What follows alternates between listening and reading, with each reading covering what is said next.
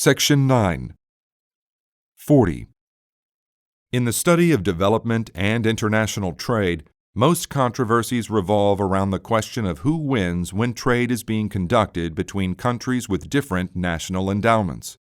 According to the conventional free trade theory, countries fated by climate, geography, and history are to specialize in agricultural, bananas and coffee, or certain mineral, oil and gas, commodities, whereas countries rich in capital and technology are expected to produce capital-intensive, high-technology products and export them in exchange for commodities and low-skill, labor-intensive products. The theory argues that free trade provides for optimal benefits for all parties while increasing world output overall. Taken to extremes, it holds that countries should specialize in a narrow bundle of products, or that agriculturally based economies should stick to agriculture rather than trying to industrialize. The specialization strategy under the assumption of comparative advantage, however, has had very little practical use for most mineral specializing countries. Traditionally, abundant natural resources have been regarded as contributing to the successful development of Western countries, such as Australia, the U.S., and Canada. However, during the past 3 decades, the star performers among developing countries, such as Korea and Taiwan, have been resource poor, while the majority of the resource-rich countries, such as Argentina, Mexico, Peru, Saudi Arabia, and Venezuela, have had lower than average annual growth rates overall. What are the growth-retarding factors for a large number of resource-abundant countries? These countries are usually poor because the demand for their products is relatively inelastic. People consume about the same amounts of resources even as their prices fluctuate. In addition, the costs of making these products tend to rise as production increases, because poor natural resources have to be brought into production as the better ones are used up.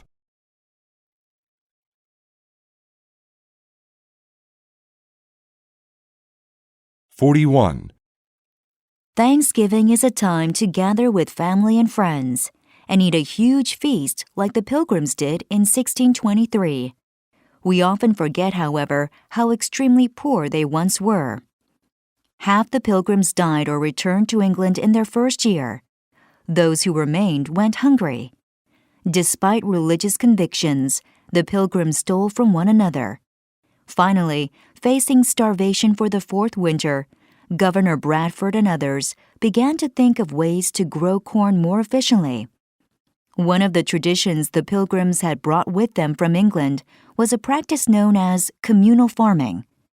Everything they produced was put into a common pool and rationed among them. This tradition, however, was challenged in light of the perilous conditions of the time. Young men in particular thought it an injustice to receive the same allotment of food as those who didn't pull their weight. Incentives were sorely needed. Thus, Bradford decided to experiment in the spring of 1623. He set aside a plot of land for each family so that they could grow their own crop and rely on themselves. The results were nothing short of miraculous. Those who previously claimed they were too old or ill to work accepted the idea of private property and enjoyed the fruits of their labor.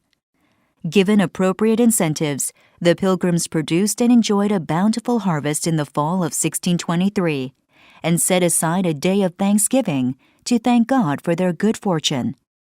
However, according to 18th century economist Adam Smith, the Pilgrims merely responded to the invisible hand, a kind of enlightened self-interest which directs people's actions and serves the interest of the whole society. It provided them with the incentive to produce a bountiful harvest, which they then celebrated in a feast, which we call Thanksgiving Day.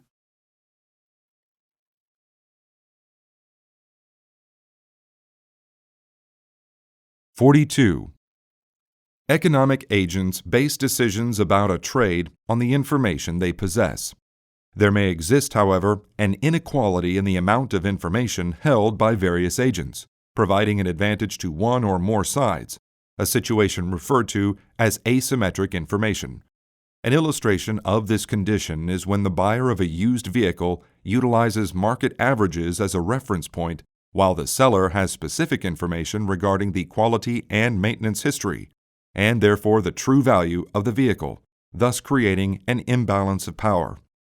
While the previous example highlights the presence of asymmetric information prior to completion of a transaction, the principle also applies to actions taken after a contract is in effect, a scenario known as a moral hazard.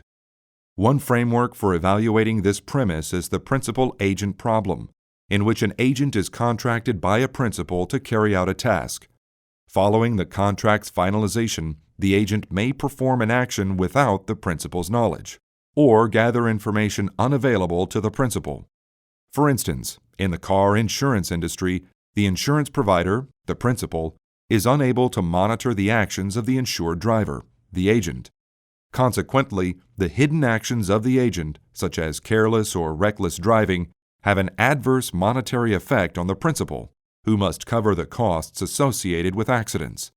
When asymmetric information causes a moral hazard, the principal must provide incentives and disincentives to counterbalance the effect. Instituting deductibles in insurance policies and increasing insurance premiums for drivers involved in repeated accidents are some actions taken to encourage drivers to be careful.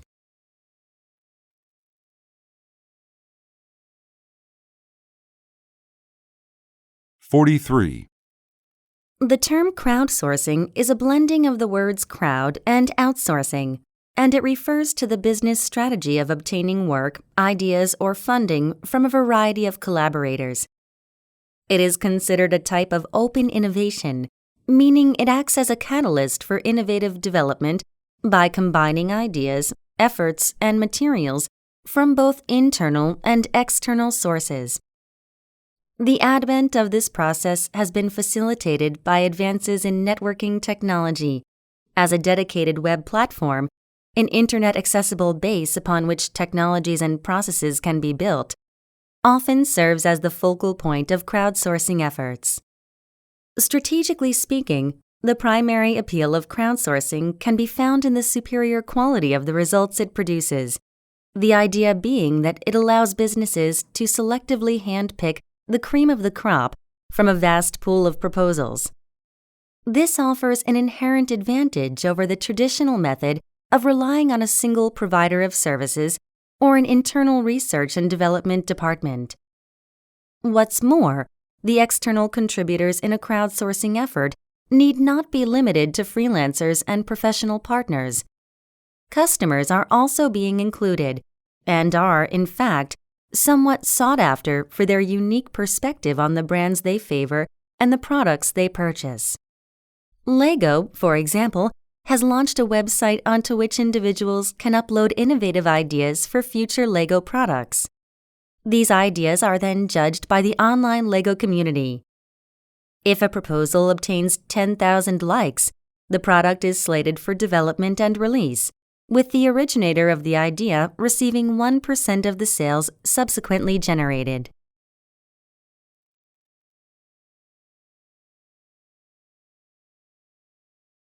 (44) Over the past few decades, consumers in wealthy nations have begun practicing ethical consumption, making informed purchasing decisions to support or avoid certain brands based on the company's record on human rights, fair labor practices, animal protection, and environmental sustainability.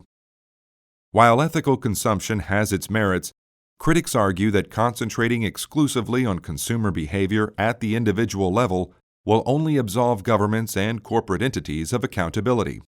By emphasizing autonomy in consumer decision-making, the decrease in governmental oversight is reinforced, and consumers sacrifice the petitioning of the government to enact responsible economic policies. Furthermore, the practice of ethical consumption is not solely determined by the individual's motivation to create a robust market for ethical goods and services. The ability to make such choices, such as buying organic food or expensive green products, is dependent upon a number of socio-economic factors, including household income and symbolic capital, that is, one's social status and reputation. As a result, many consumers with lower levels of economic and social status are excluded from participating in ethical consumption. Nevertheless, Ethical consumption serves as a cultural force that initiates change in the market and, more importantly, raises important questions regarding the relationships among ethics, commerce, and politics, as well as the sustainability of these systems. This trend should not be dismissed as simply a passing fad or marketing tactic. Instead, it should be treated as an opportunity to reshape consumer perspectives on the meaning of living the good life.